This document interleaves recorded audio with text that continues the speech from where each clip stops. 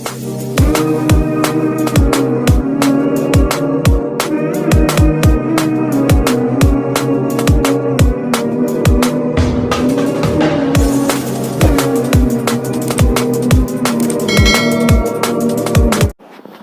علیکم گائز، آج ہم 10th اسٹینڈرڈ یعنی 10ویں جماعت یا 10ویں درجے کے چیپٹر نمبر 7 زبانوں کا گھر ہندوستان کا مطالعہ کریں گے۔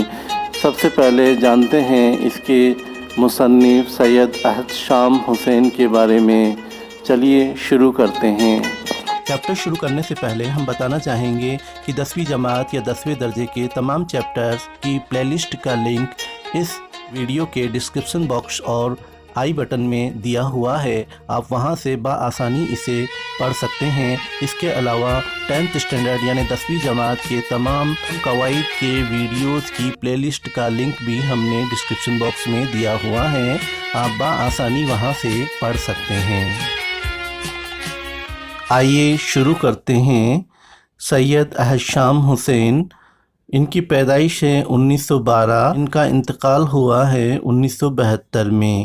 پروفیسر سید احد-شام حسین کی پیدائش قصبہ ماہل، ضلع اعظم گڑھ، یو پی میں ہوئی۔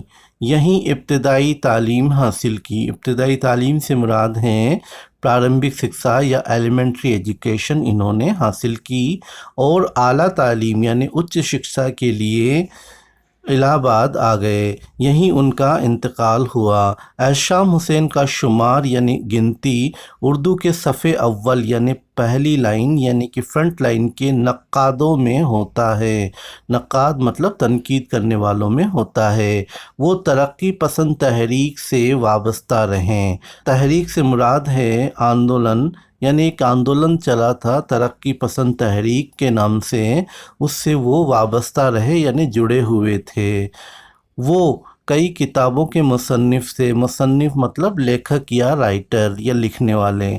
تنقیدی جائزے، روایت اور بغاوت، ادب اور سماج، ذوق ادب اور شعور، افکار و مسائل اور اعتبار نظر ان کی اہم کتابیں ہیں۔ انہوں نے امریکہ اور یورپ کا ایک سفر نامہ بھی لکھا ہے۔ انہوں نے بچوں کے لیے اردو کی کہانی لکھی۔ اس کتاب میں اردو زبان اور اردو ادب کی تاریخ مختصر طور سے بہت ہی آسان اور دلچسپ انداز میں بیان کی گئی ہیں۔ یہ سبق ان کی کتاب اردو کی کہانی سے لیا گیا ہے۔ آئیے شروع کرتے ہیں۔ سید احد-شام حسین کا لکھا ہوا سبق زبانوں کا گھر ہندوستان۔ ہندوستان ایک لمبا چوڑا دیش ہے۔ دیش مطلب ملک یا وطن، جس میں کہیں اونچے پہاڑ اور گہری ندیاں راستہ روکتی ہیں، کہیں پھیلے ریگستان ہیں جن میں آبادی کم ہے، کہیں زمین سونا اگلتی ہے، کہیں بنجر ہے۔ بنجر مطلب ایسی زمین جہاں پیداوار نہ ہو اور کچھ پیدا نہیں ہوتا۔ پھر یہاں کے بسنے والوں کو دیکھو تو کالے بھی ہیں اور گورے بھی، خوبصورت بھی ہیں اور بدصورت بھی، لمبے قد والے بھی ہیں اور چھوٹے قد والے بھی، جنگلیوں کی طرح زندگی بسر کرنے والے بھی ہیں اور بڑے بڑے شہروں میں رہنے والے بھی۔ یہاں نہ جانے کتنی طرح کے لوگ ملتے ہیں اور کتنی طرح کی زبانیں اور بولیاں بولتے ہیں۔ کچھ ایسے ہیں جن کو ہندوستان میں بسے ہوئے 5000 برس سے بھی زیادہ ہو گئے ہیں، اور کچھ ایسے ہیں جو تھوڑے ہی دنوں سے یہاں آباد ہیں۔ ایسے دیش میں عجیب عجیب ڈھنگ کی قومیں ہوں گی اور عجیب عجیب زبانیں، لیکن ان سے گھبرانا نہیں چاہیے۔ یہ تو اس ملک کے بڑے ہونے کی نشانی ہے کہ اس میں الگ الگ ہونے پر بھی سب کے مل جل کر رہنے کی گنجائش ہے۔ یہ بتانا کٹھن ہے کہ 5000 برس پہلے یہاں کون لوگ بستے تھے، مگر اب بہت سے لوگ یہ بات جانتے ہیں کہ اس زمانے سے یہاں دور دور کے لوگ آنے لگے۔ اتنا समझ लेना कुछ मुश्किल नहीं है कि पहले दुनिया के ज़्यादातर लोग वहशियों की तरह ज़िंदगी बसर करते थे और खाने पीने की खोज में छोटी छोटी टोलियों में मारे मारे फिरते थे, जानवरों का शिकार करते थे या दरख्तों के फल, दरख्त मतलब पेड़ों के फल, पत्ते और जड़ खाकर पेट भरते थे। इनमें के कुछ लोग यहाँ भी पहुँचे। उनकी नस्ल के लोग अब भी बंगाल, बिहार, छोटा नागपुर और विंध्याचल के पहाड़ों के करीब पाए जाते हैं। वो जो ज़बान बोलते थे वो आज भी अलग है। उनमें से कौल और मुंडा कबीले मशहूर हैं और अपनी बोलियां बोलते हैं। ये बात याद रखना चाहिए कि दुनिया में कोई कौम ऐसी नहीं है जो कोई बोली बोलती ना हो। यही बात तमाम इंसानों में मिलती है। उनके 1000-1500 बरस के बाद द्राविड़ लोग पश्चिम की तरफ से आए। वो लोग जिन्हें द्राविड़ कहा जाता है, यहाँ उन्होंने खूब तरक्की की। आज भी मद्रास, मैसूर, आंध्र प्रदेश और केरल में यही लोग आबाद है। तुमने तमिल, तेलुगु ज़बानों के नाम सुने होंगे, ये उन्हीं लोगों की ज़बानें हैं। ये तो था हिंदुस्तान का हाल। बाहर ईरान, चीन और तुर्किस्तान वगैरह में एक और कौम जिसे आम तौर से तारीख़ में आर्य कहा जाता है, तरक्की कर रही थी। ये लोग बहादुर थे, अच्छी शक्ल रखते थे, घोड़े से काम लेना और खेती करना जानते थे। कोई 3500 बरस हुए ये लोग हिंदुस्तान में आए और उन्होंने यहाँ के पुराने बसने वालों को हराकर उत्तरी भारत में अपना राज कायम किया।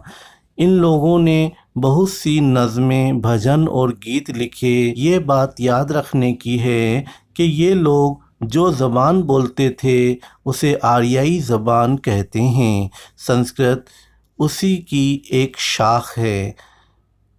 यूनानी, जर्मन, पुराने ज़माने की फ़ारसी और यूरोप की कई ज़बानें इसी ख़ानदान से ताल्लुक़ रखती हैं, यानी इसी ख़ानदान से जुड़ाव रखती हैं। जब तुम आगे बढ़कर इन ज़बानों को पढ़ोगे तो मालूम होगा कि सब एक दूसरे से मिलती जुलती है। ज़बानों की कहानी बड़ी लंबी है, मज़ेदार है, मगर यहाँ उसके बयान करने का मौका नहीं है। बस ये याद रखना चाहिए कि संस्कृत उन्हीं हिंदुस्तानी आर्यों की ज़बान थी। तमाम लोग संस्कृत नहीं बोल सकते थे।